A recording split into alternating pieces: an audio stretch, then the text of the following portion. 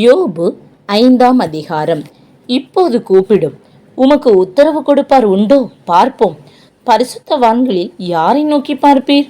கோபம் நிர்மூடனை கொல்லும், பொறாமை புத்தி இல்லாதவனை அதம் பண்ணும். நிர்மூடன் ஒருவன் வேரூன்றுகிறதை நான் கண்டு உடனே அவன் வாசஸ்தலத்தை சபித்தேன். அவன் பிள்ளைகள் இரட்சிப்புக்கு தூரமாகி தப்புவிப்பார் இல்லாமல் வாசலிலே நொறுக்கப்பட்டார்கள். பசித்தவன் அவன் விளைச்சலை முட்செடிகளுக்குள்ளும் இருந்து பறித்து தின்றான். பரிகாரன் அவன் ஆஸ்தியை விழுங்கினான். தீங்கு புழுதியிலிருந்து உண்டாகிறதும் இல்லை, வருத்தம் மண்ணிலிருந்து முளைக்கிறதும் இல்லை. அக்கினி பொறிகள் மேலே பறக்கிறது போல மனுஷன் வருத்தம் அனுபவிக்க பிறந்திருக்கிறான். ஆனாலும் நான் தேவனை நாடி என் நியாயத்தை தேவனிடத்தில் ஒப்புவிப்பேன். ஆராய்ந்து முடியாத பெரிய காரியங்களையும் எண்ணி முடியாத அதிசயங்களையும் அவர் செய்கிறார். தாழ்ந்தவர்களை உயரத்தில் வைத்து துக்கிக்கிறவர்களை ரட்சித்து உயர்த்துகிறார்.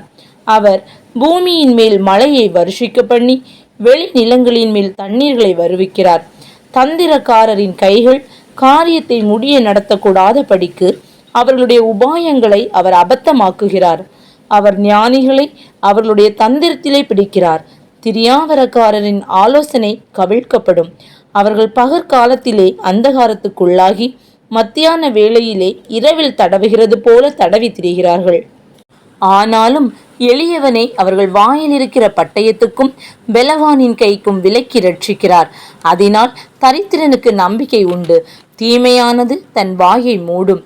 இதோ தேவன் தண்டிக்கிற மனுஷன் பாக்கியவான். ஆகையால் சர்வ வல்லவருடைய சிற்றையை அற்பமாக எண்ணாதிரும். அவர் காயப்படுத்தி காயங்கட்டுகிறார், அவர் அடிக்கிறார், அவருடைய கை ஆற்றுகிறது. 6 இக்கட்டுகளுக்கு உம்மை நீங்களாக்குவார். 7ஆவதிலும் பொல்லாப்பு உம்மை தொடாது. பஞ்ச காலத்திலே அவர் உம்மை மரணத்துக்கும் யுத்தத்திலே பட்டயத்தின் வெட்டுக்கும் விலக்கி மீட்பார். நாவின் சவுக்குக்கும் மறைக்கப்படுவீர். பாழாக்குதல் வரும்போதும் பயப்படாமல் இருப்பீர். பாழாக்குதலையும் பஞ்சத்தையும் பார்த்து நகைப்பீர். காட்டு மிருகங்களுக்கும் பயப்படாமல் இருப்பீர். வெளியின் கல்லுகளோடும் உமக்கு உடன்படிக்கை இருக்கும். வெளியின் மிருகங்களும் உம்மோடி சமாதானமாயிருக்கும். உம்முடைய கூடாரம் சமாதானத்தோடு இருக்க காண்பீர். உம்முடைய வாசஸ்தலத்தை விசாரிக்கும் போது குறைவை காண மாட்டீர். உம்முடைய சந்தானம் பெருகி உம்முடைய சந்ததியார் பூமியின் புண்டுகளைப் போல இருப்பார்கள் என்பதை அறிந்து கொள்வீர். தானியம் ஏற்ற காலத்திலே அம்பாரத்தில் சேருகிறது போல முதிர் வயதிலே கல்லறையில் சேருவீர். இதோ நாங்கள் ஆராய்ந்து அறிந்தது இதுதான். காரியம் இப்படி இருக்கிறது. இதை நீர் கேட்டு உமக்கு நன்மை உண்டாக அறிந்து கொள்ளும் என்றான் என்பதே.